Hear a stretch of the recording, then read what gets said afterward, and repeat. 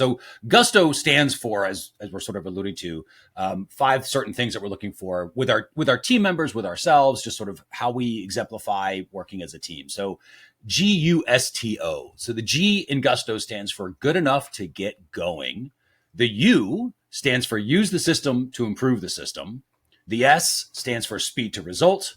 The T is all about trust but verify, and the O is all about out with the trash. So let's cover those one at a time, and we'll start with that G of Gusto, which is good enough to get going. So kind of what's sort of your experience with that phrase and how you think about it? Yeah, and so and I'll just say that like we'll unpack each one, and a lot of these things we were saying these before we even as we went along. So some of these things are sayings that we used every single day in our company, and it just became like the culture without officially becoming a part of the culture. It was like these were little isms that the team used. Yeah, exactly. So like good enough to get going, it basically means, I mean, you can see GETGG, and that is don't spin your wheels.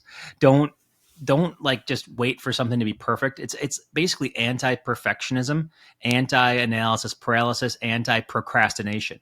And it's saying that just get something that's good enough to get going. We'll fix it later.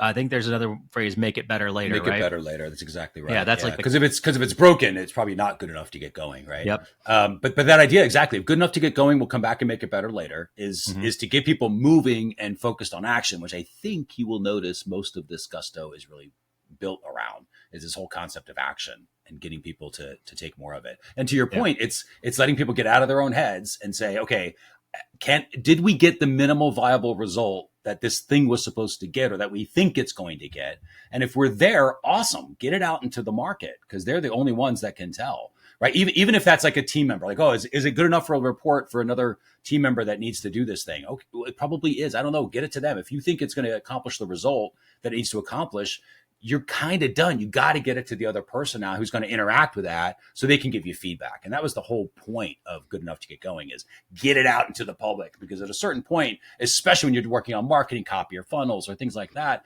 you can get in paralysis analysis and talk about stuff forever. There's always another idea. There's always another thing you can do. And if it never gets to the public, there's no point to it and you're burning time.